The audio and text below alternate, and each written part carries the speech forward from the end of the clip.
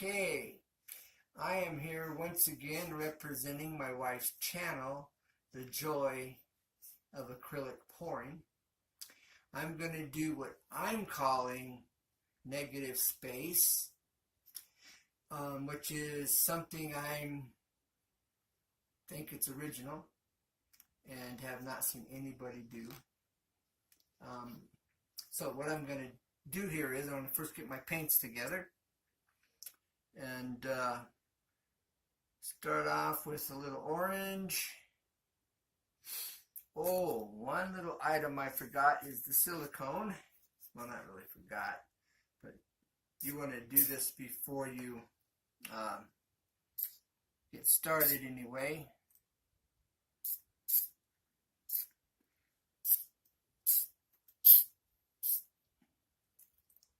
And I already put it there, so we're good.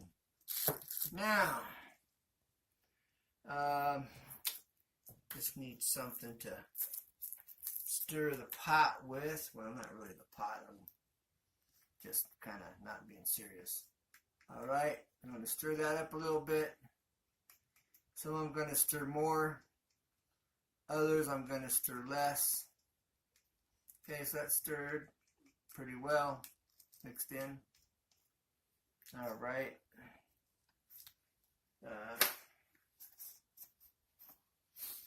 Okay. And stir this one in. All right, let's see how that works. That's gold. I hear that, you mix it less, you get bigger cells. You mix it more, you get more little cells. That I need to thicken. That I need to thin down. This is the consistency you don't want. That's really heavy. See how it's dripping off there at the end? You want it more like a warm honey running off. So I'm going to add a little bit of my Floetrol and this glue combination to thin it down. I can also use a little water with that as well. You don't want it too thin, or you won't get the cells, which I call cellage. And I coined the term cellage to imply or indicate that there is many cells. So maybe it'll end up in the dictionary here, and the term will be cellage. Now, I'm not quite sure how to spell it at the moment. Haven't given that a whole lot of thought, and I'm not an English major, although I have had some English courses.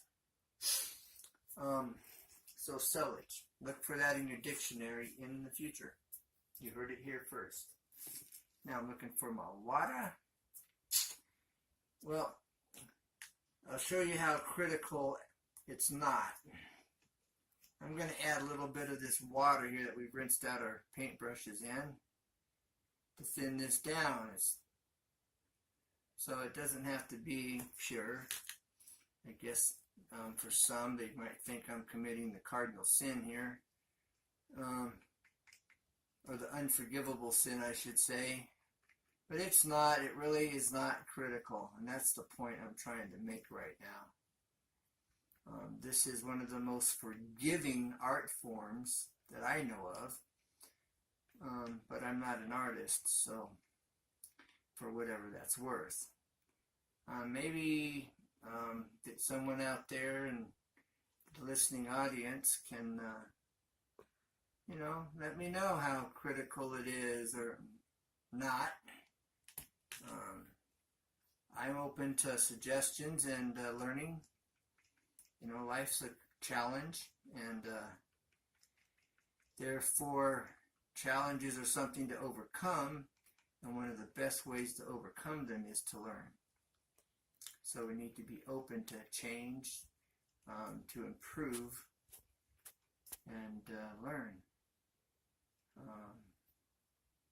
Have not, because you ask not. Well, I'm asking. And I'm not being sarcastic at all. It's looking pretty good. You remember how thick it was? And that looks thick because it didn't have enough on here. Now watch this. That's still looking a little thick. That's better. There you go. See, it was just the amount of paint I had on the stick. Alright, that's looking pretty decent as far as the thickness of it. I probably shouldn't be pouring this over my canvas like I'm doing. You don't want to get stuff on it prematurely, that's for sure. You don't need to be or want to be reckless. So taking things more serious is a good thing. So let's see, red, purple, orange. Started out with orange. I'm going to add a little bit more orange here on top of the red. Now I'm going to add the brown. I did that so I could add brown. That orange was pretty heavy base. It went straight to the bottom. This brown's heavy based. It's also down at the bottom. Very little on top. So,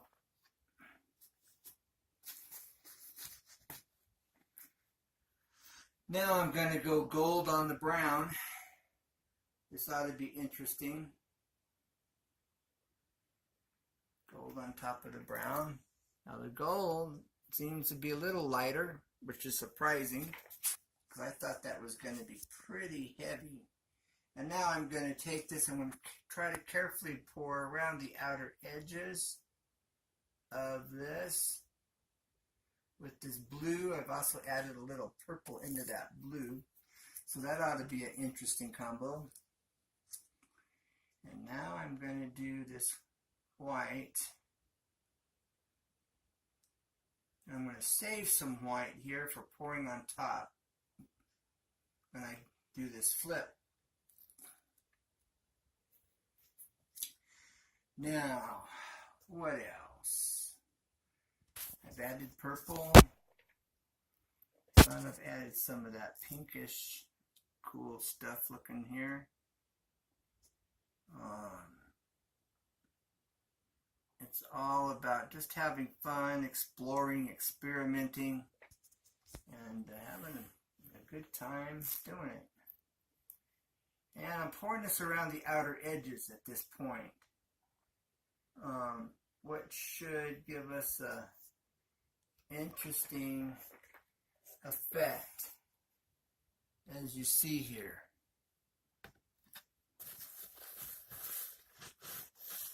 Can you see it? Okay, so I've poured the last three colors of paint around the edges. So we're going to see how this turns out. Now, let's see. Okay, I guess if I do this flip cup, am I going to have to put this pressure down on this so the paint don't come out? All right. As you see that this is not my, so I've got this screw top that gives me a nice fine spout that I'm going to create this design here on the outer edges.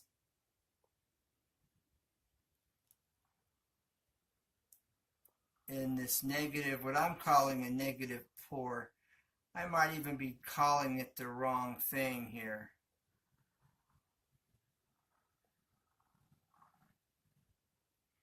Now, everywhere else is going to get this. Everywhere else is going to get this.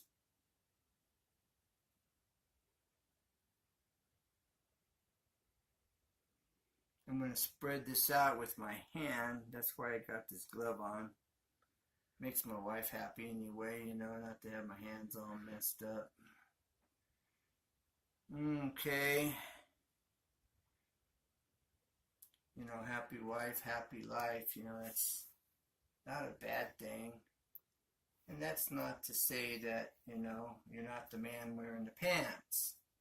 Because you want your wife happy and you want her to feel loved and appreciated and valued. So these little things matter that we don't think matters most of the time. Okay. Now I want to make sure there's plenty on here. I want a nice surface because my wife has clued me into this thing called ghosting. And so my attempt here is to do an intentional flip cut with a ghosting combination where I have a little bit more control over what I'm doing. So we will see, and if all goes well, like I'm foreseeing it will, this will be a really cool pour, and probably one of the best ones yet. My wife's fairly new at this, and I'm just creative at heart by nature. You know, I guess I'm more of a inventor, creator, designer kind of guy, custom woodworker. Which I have some videos where I've made some handrails and balusters, which we better known as spindles. But when you don't know, spindles are on, you know, like baby cribs. Baby cribs, yes, I couldn't think of that. Baby cribs and chairs and things of that nature. Things that really don't need much weight. They don't not really supporting a lot of weight. On a staircase, what would normally be called spindles on a staircase, they're known as balusters in the stair industry. And us stair installers, they're balusters, and that's their true name. So for what it's worth, I'm just giving you a little bit of info while I'm creating this, getting this all spread out. You know, I don't want you just to sit there in silence, and this can be boring, you know. Nothing exciting about what I'm doing here. But the tip is using the trick to get the design you want is using that tip that's more like a little funnel that controls the amount that you're using, that I've set down here somewhere, and I don't know where it ended up. Okay, it's hiding from me. This here allows you to kind of draw more like a pencil, which is great. It gives you a little bit more control in this free-formed, uncontrollable art, that is. But there's some techniques that that's one of them, where you have some control over it. All right, now, can you see the different colors, the rings? Okay, now doing this flip cut. Hold on one second, because I'm going to have to put a base underneath this so I can do what I need to do here.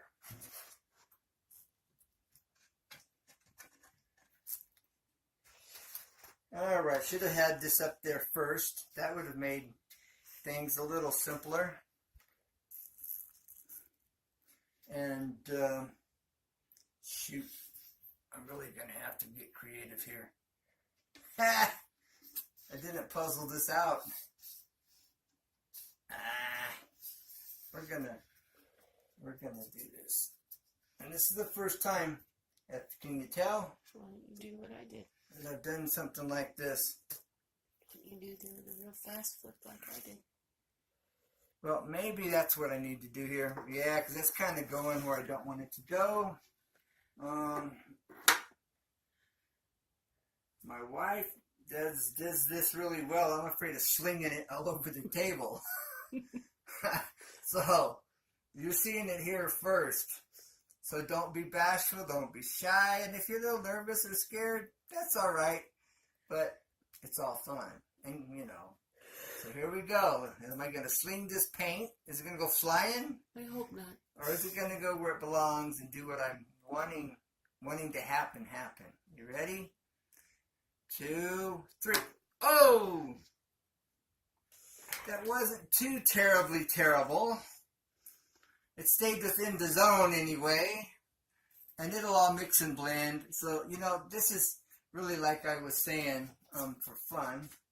I'm going to need a little more paint on here because it's drying up all this time I've spent talking. It's drying a lot quicker than what I foreseen. Wow. It's all learning. So now you know you might want it, and maybe I need to add a little more water to. Maybe you need to use the right one. No, that's just, I mixed this up for this. I didn't realize I had more in there. But, you know, again, you're just spreading this out because it's going to flow on top of this as an end result. Is what is going to happen here. It's going to flow right on top of all of this. And you're going to get what's called ghosting, which is a real light, cool looking, it's kind of like a mist in the air on the surface of this paint. It's the best way I know how to put it for an explanation, and I hope that helps you to better understand if you've never seen this before. So, alrighty. Here comes the fun part. Look at the cells. There's a few forms already, cells forming here. So here's the fun part. This is where it gets exciting, and what some people call the magic happens is right here. All right, there we go.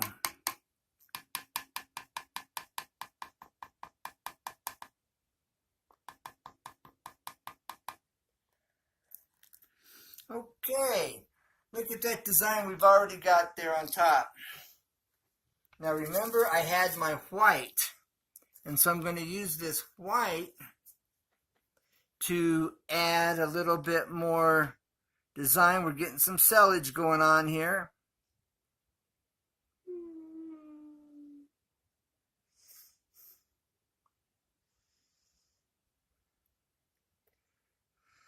Again, I'm just, you know, trying to figure this out. Now when I start moving it is when the magic really starts to happen, or when the fun begins. All right, here we go. Round and round and round you go.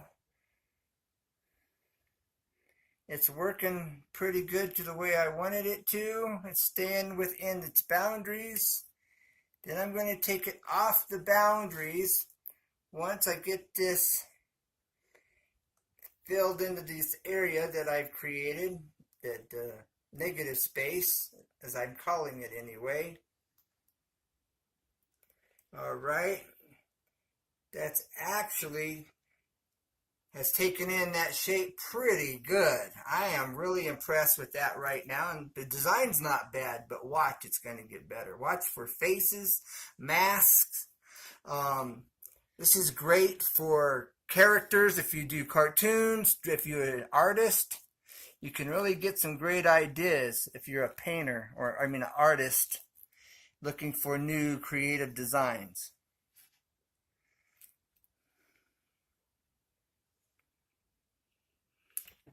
It's not doing the ghosting. The ghosting isn't happening, but I like it.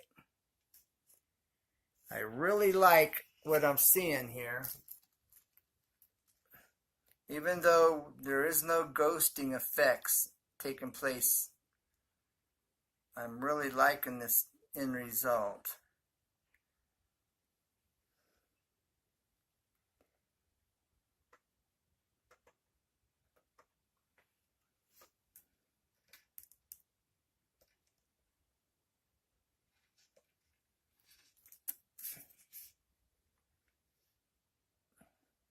And well, it's not doing what I was hoping it would do. I really thought this was going to be much more impressive, although it is pretty neat. It's definitely unique. You know, I'm finding that this acrylic pouring, free-formed art, is definitely like a box of chocolates. You never know what you're going to get. And it's fun, all at the same time.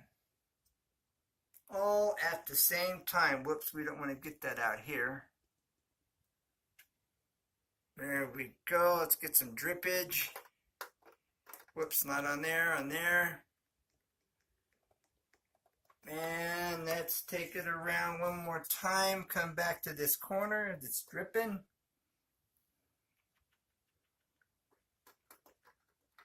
There we go.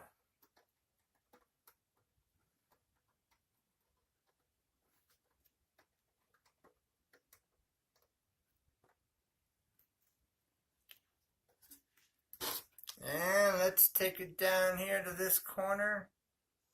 And you did get a little tiny bit right there. Yeah, there's some ghosting there. Just a little bit. Yeah, there is some ghosting coming through, but just not what I was really shooting for. But this is pretty cool. And I can't say that I'm impressed.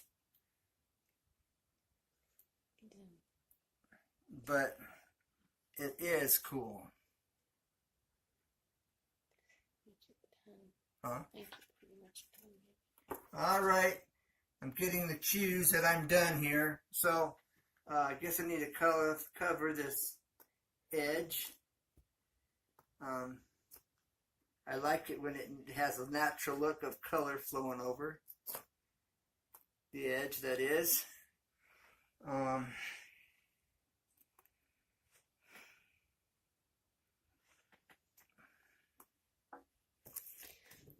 Here's a close-up.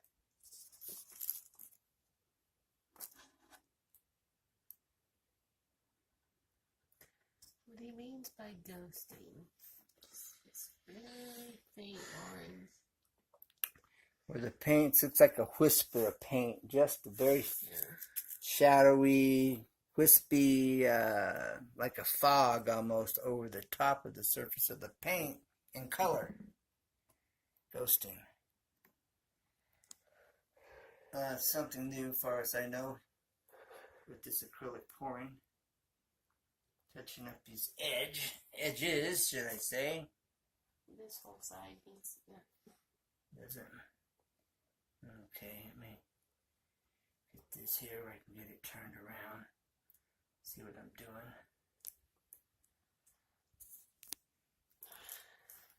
Okay. Now.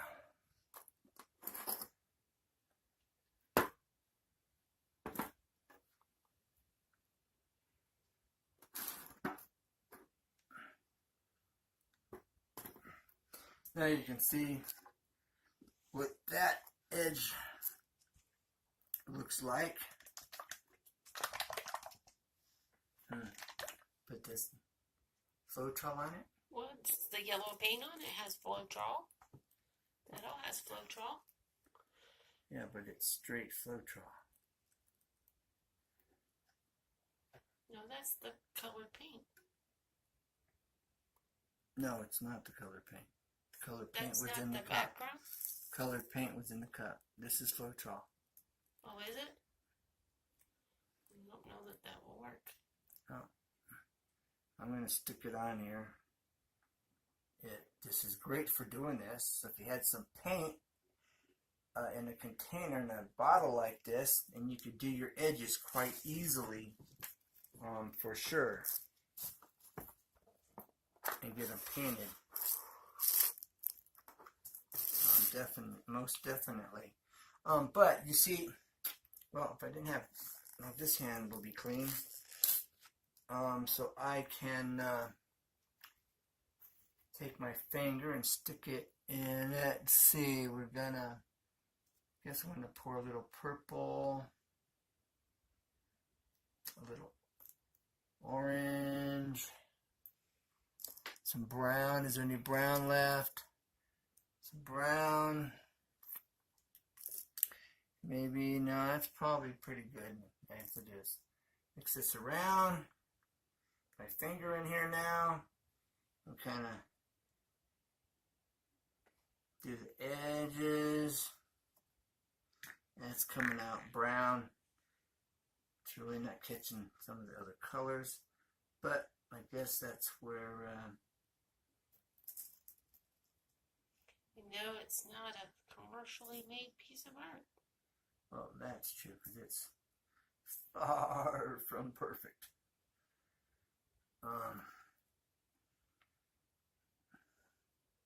If you like it, make me an offer. If you like it. But that's not what this is about. I'm just saying, you know.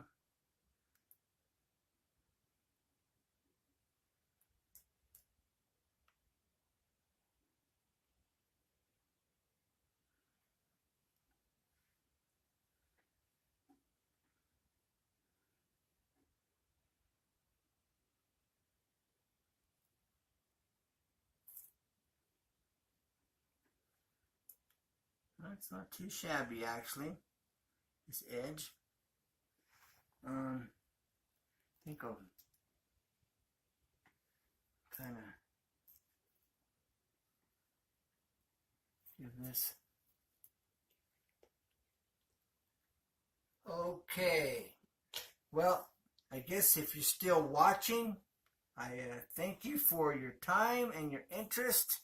And if you're still watching, hopefully, you know, I made it fun enough and entertaining enough to keep you hanging on. And if I've done that, then I feel like I've done my job and you've learned something and you've had fun with me along the way. So, don't forget the joy of acrylic pouring. Please, if you have any suggestions, questions, leave a comment and I will be happy to get back with you. If you want to know how to do this, the process of how to mix the paints, we have some videos on that. I think we have one on, what's the title? Not cheap. No budget, low budget. And we show you the breakdown and what you can do to practice. And how that you can use just about anything as a medium and for your practicing. Alright, you can also get paints that will work on paper and cardboard. So nonetheless, it's fun, it can be inexpensive, and something you can do and get off the computer and turn off the TV. Alright, so God bless, take care, and keep looking up. And remember, you can't hurt my feelings, and don't ever give up.